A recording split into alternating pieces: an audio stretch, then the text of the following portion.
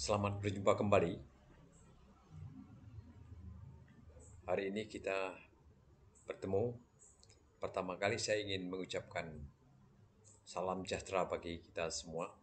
Semoga terus dikuatkan dan sehat dalam kehidupan kita sehari-hari. Salam dalam nama Tuhan kita Yesus Kristus.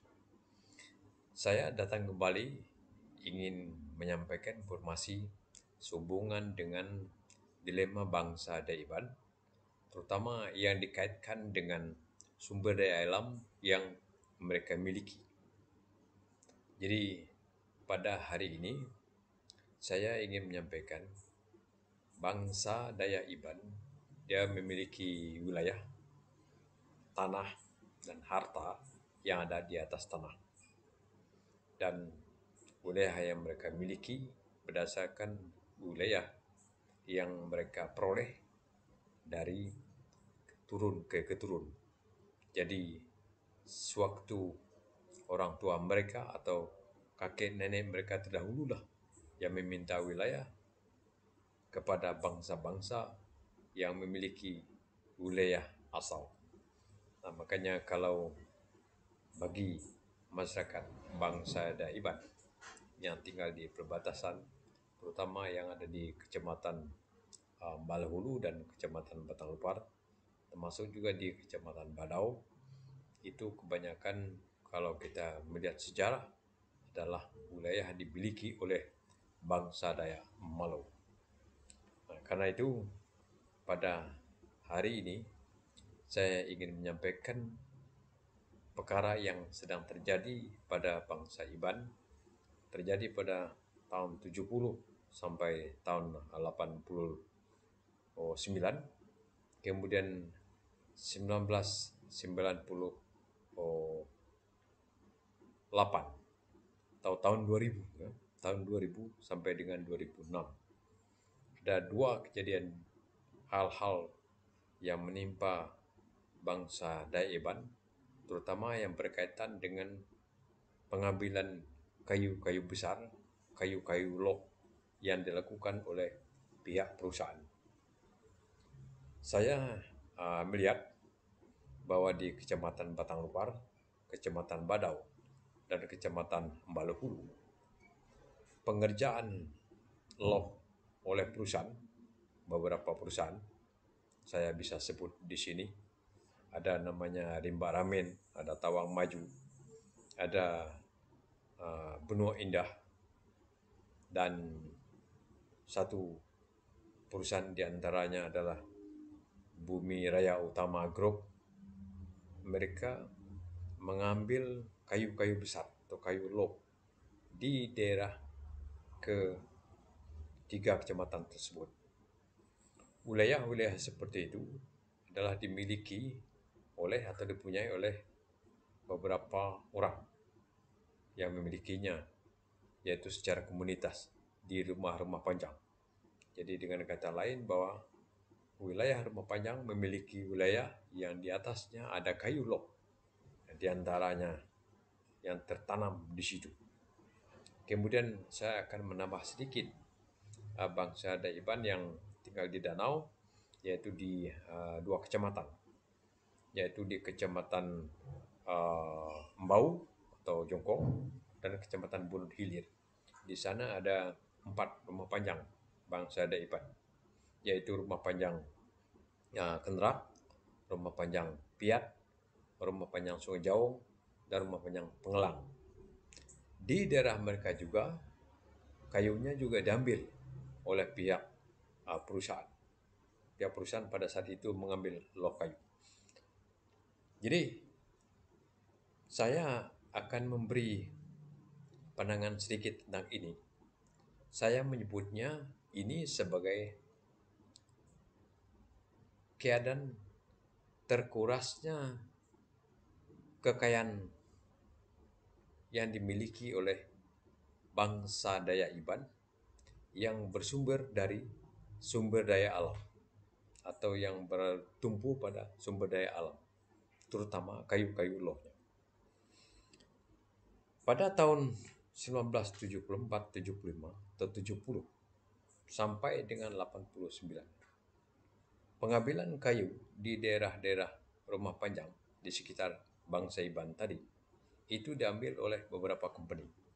Tadi sudah saya sebutkan. Jadi kayu-kayu yang ada di sekitar rumah mereka yang berhampiran atau dekat daripada kampung-kampung mereka itu diambil oleh pihak perusahaan. Dan oleh pihak perusahaan, orang-orang kampung sangat tidak ada imbalannya. Paling-paling mereka hanya dilakukan sebagai pekerja. Nah, ini yang menyebabkan saya menyebut terkurasnya harta benda mereka yang bertumpu pada alam. Mengapa dia terkuras? Karena dia diambil secara menyeluruh. Tidak ada yang ditinggalkan.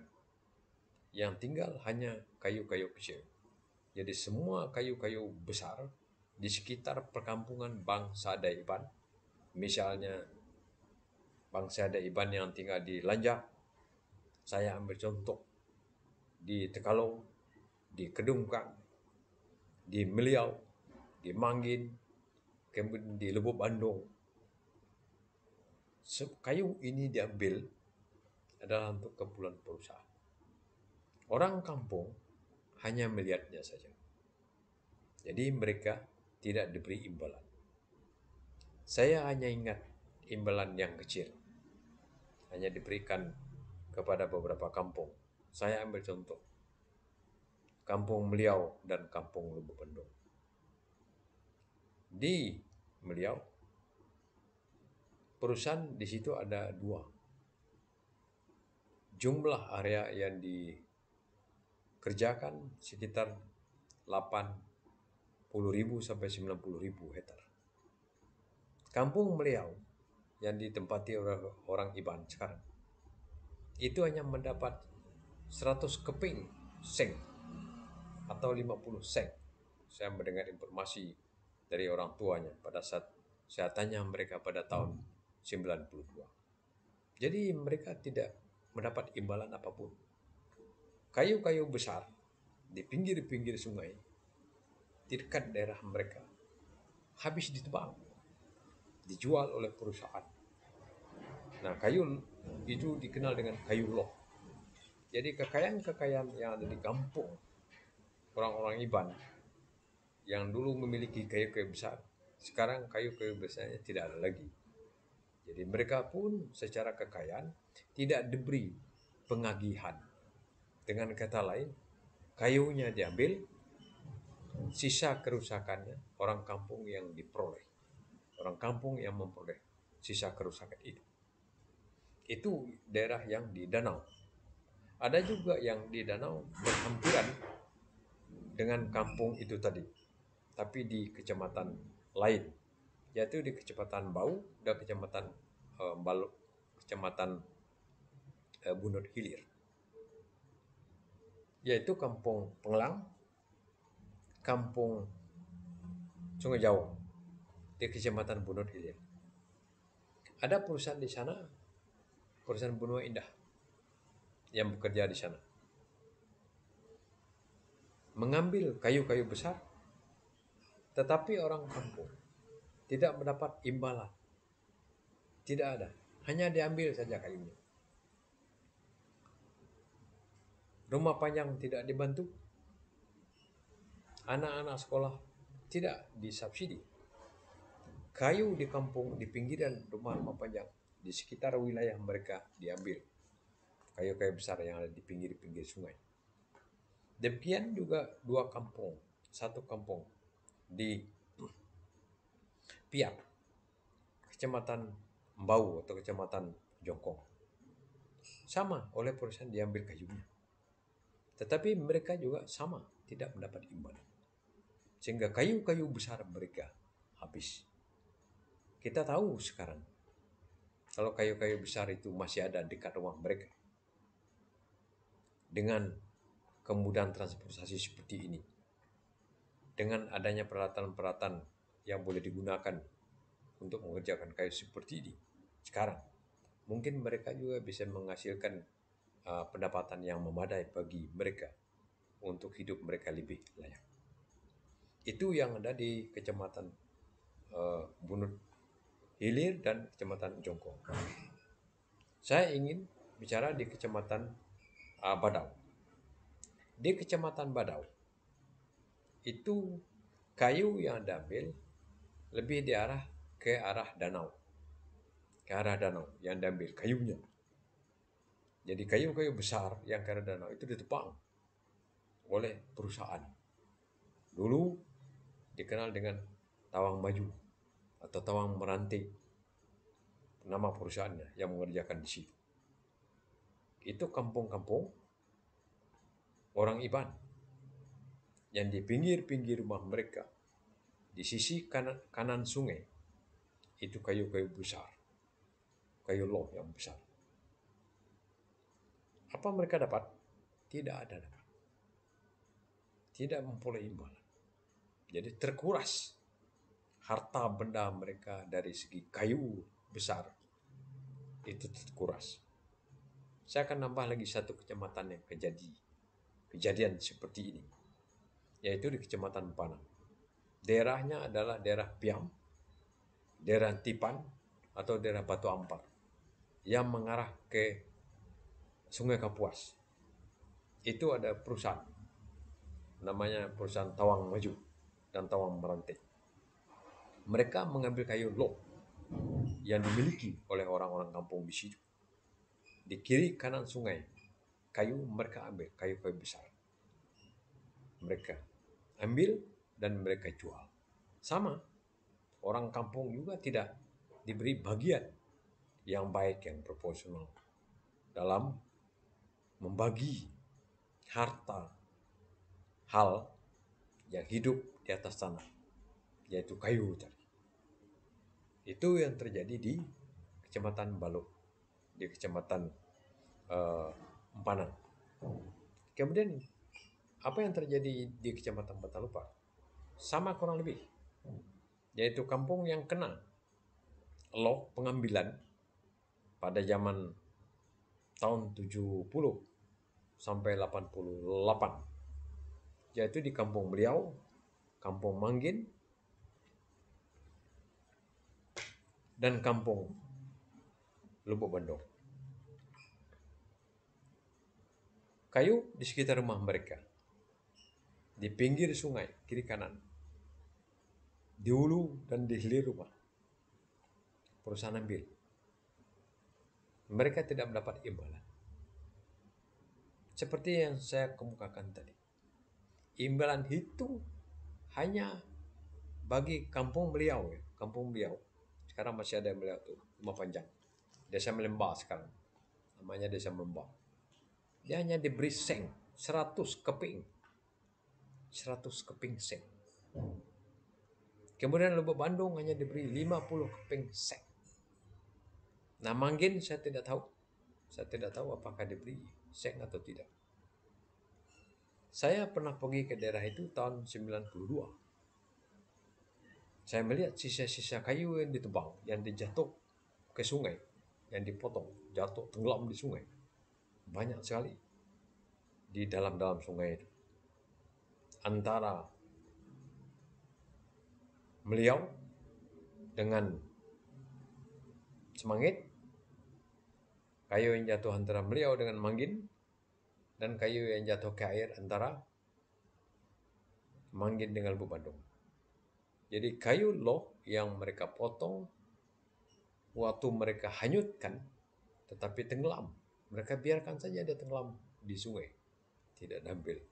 Jadi itu ribuan kubik yang terjatuh dan terbuang ke sungai. Jadi kayu besar yang ada di kampung-kampung yang loggingnya diambil tadi, tidak ada lagi. Kayunya masih kecil-kecil. Kalaupun ada, sudah jauh dari perkampungan. Jadi mereka susah untuk mengambil keperluan kayu yang sekarang mungkin sudah mulai berharga, jadi jauh tempat mereka mengambilnya.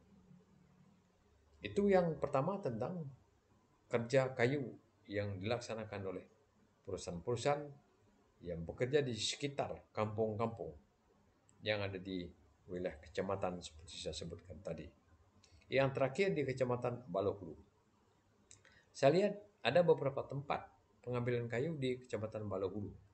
Sama saja, mereka juga tidak memperoleh imbalan yang memadai. Mungkin tidak ada dibagikan pada saat itu. Jadi perusahaan hanya mengambil kayu dengan bebas di kampung-kampung.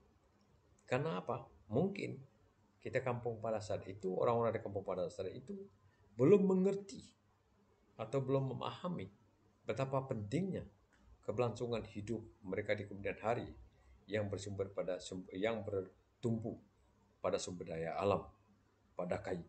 Sekarang baru sadar bahwa harga kayu itu sudah mulai melonjak dan naik. Itu yang terjadi pada tahun 70 sampai 89 atau sampai 92. Kemudian orang sebentar berhenti untuk menebang log. Orang mulai masuk pada perkebunan kelapa sawit. Tahun 99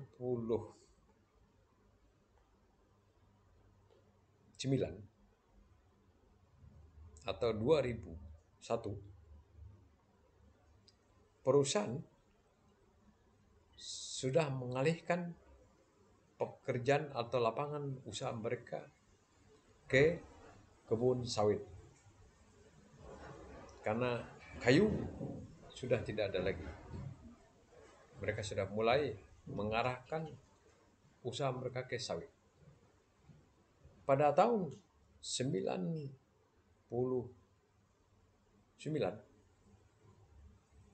saya pernah berbicara dengan 92 ya, 93 atau 90, ya 93, 99. Saya pernah bicara dengan teman-teman yang bekerja di satu perusahaan. Dulu namanya Rokan Group, yang akan membuka ladang sawit di Kecamatan Badau. Mereka baru melakukan perundingan dengan orang kampung.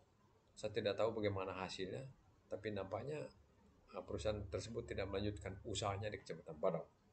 Dan sekarang saya melihat di Kecamatan Badau dan Kecamatan Empanang atau Kecamatan Puring Kencana sudah membuka usaha sawit oleh pihak-pihak perusahaan yang bekerja sama dengan orang-orang kampung. Saya belum tahu seperti apa perkembangannya dan bagaimana tata cara mengerjakannya, mentata kelolanya bersama-sama dengan pemilik-pemilik lahan. Itu yang pertama tentang kerja kayu loh pada tahun 70 sampai dengan 98. Kemudian setelah berhenti kerja kayu sebentar, loh, timbul lagi orangnya kerja kayu sekitar tahun 2001. Bekerjanya betul-betul di daerah perbatasan, yaitu di 5 kecamatan. Daerah perbatasan ini. Kecamatan Balohulu, Kecamatan Batanupar, Badau, Empanang, dan Puring Kencana. Wilayahnya ada mencakup wilayah bagi bangsa Dayak Iban, ada juga wilayahnya bagi bangsa Dayak Mal. Itu yang dikenal pada saat itu adalah kerja tanpa bersandar aturan. Disebut sebagai illegal logging. Illegal logging ini dikerjakan bergabung antara pihak dari Sarawak Malaysia bergabung dengan orang Indonesia, dengan orang-orang kampung. Mereka mengambil kayu-kayu yang ada di sekitar kampung Rumah Panjang, sisa-sisa, terutama kayu-kayu yang ada di daerah perbukitan. Bukan lagi mengarah ke danau atau ke tanah-tanah datar, tapi mereka mengambil ke daerah-daerah perbukitan. Saya melihat pengambilan kayu ini dia bermula dari Kecamatan Balohulu sampai pada Puring Kencana, kurang lebih 6 tahun. Kayunya dijual ke Sarawak Malaysia. dia tempat penumpukan kayu atau kayu-kayu balok atau yang telah digesek itu disimpan di Lubuk Antu. Semuanya diantar ke Lubuk Antu dari Indonesia melewati Padau. Jadi penerbangan kayu secara besar-besaran. Makanya ke hulu-hulu sungai yang ada di kelima kecamatan ini, yang ada di 5 kecamatan ini, kayu-kayu besarnya sudah jauh berkurang dan tidak ada. Nah, dulu saya pernah bersama-sama dengan tim untuk melihat kondisi secara mendalam dengan tim tahun 2005 melihat kondisi daerah perbatasan yang kayunya diambil dengan tidak mempertimbangkan ekonomi masyarakat, keberlangsungan tentang tersedianya sumber daya alam untuk keperluan hidup orang-orang kampung yang di sekitar atau keperluan daripada orang-orang kampung yang di hilir sungai. Karena kebanyakan kayu-kayu yang diambil pada saat tahun 2000 sampai 2006 itu adalah kayu di hulu-hulu sungai diambil sehingga mengganggu air-air yang di hilir. Saya melihat pada saat itu kehidupan masyarakat. Memang dia punya uang seberapa ada, tapi kelakuan mereka adalah sangat mengerikan. Saya menyebut mengerikan. Jadi pertama dia kehidupan dia mesti dalam keadaan bebas dan kegiatan sabung ayam sangat meningkat. Kegiatan perjudian sudah mulai berlaku. Kemudian cara hidup yang mengkonsumsi barang-barang minuman keras, minum yang berlebih-lebih, dan kelakuan pejabat-pejabat tertentu di rumah-rumah panjang bisa menyebabkan masyarakat yang menjadi pecah dan antar rumah panjang berlaku permusuhan, saling berebut untuk mengklaim wilayah. Jadi pergaduhan rumah satu, rumah panjang yang satu, rumah panjang yang lain meningkat. Meningkat karena saling berebut untuk memperoleh sejenis PRI ataupun lapangan kerja yang di dekat atau yang agak jauh dari kampung mereka. Saya melihat berkali-kali mereka melakukan perkara pertentangan seperti ini antara mereka, sehingga diurus antar keluarga dan dalam keluarga, baik antar rumah panjang maupun di dalam rumah panjang. Sekali saya mendengar informasi dan saya melihat bahwa sesama kakek dan cucu dia boleh berlawan merebutkan harta hal kayu karena ingin memperoleh uang dari itu.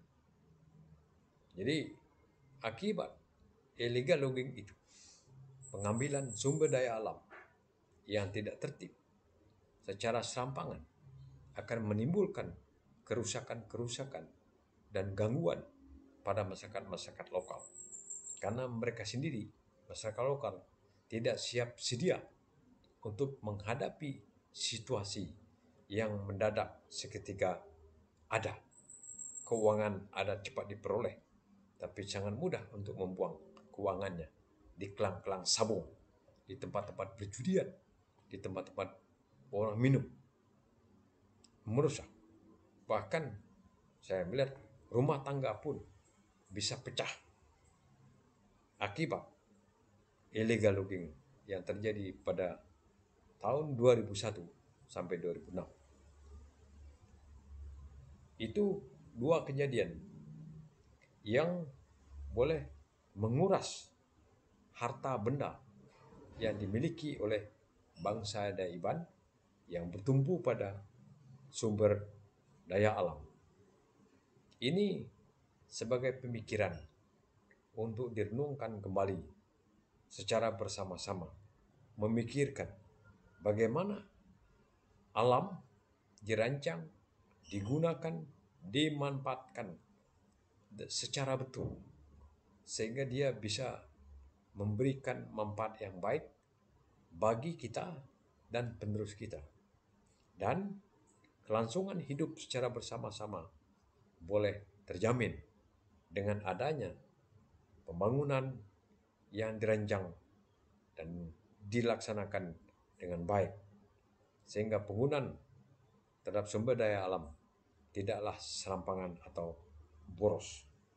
Jadi sekali lagi saya mengharapkan bagi kita semua yang masih ada sumber daya alam yang melekat di atas tanah yang bisa memberikan kehidupan secara bersama-sama, tolong dirancang, digunakan, dimanfaatkan secara bijak dan secara terhormat. Sebab kalau tidak, sumber daya alam yang kita siapkan, yang telah tersedia, bukan kita siapkan, yang telah tersedia, mesti kita gunakan secara baik dan secara hormat. Secara hormat kepada Tuhan dan secara baik bagi kita sesama manusia. Jadi bukan ego dalam penggunaan sumber daya alam, tetapi penggunaannya adalah bagi kita semua untuk kemakmuran kita secara bersama-sama. Selamat bagi kita mau bersatu padu supaya sumber daya alam yang kita miliki secara bersama-sama digunakan untuk keperluan kita bersama demi kemajuan kita bersama-sama. Selamat maju jaya, selamat gayu guru gereja Menguan menua. Terima kasih saya memberikan ucapan selamat. Tuhan Yesus memberkati. Terima kasih.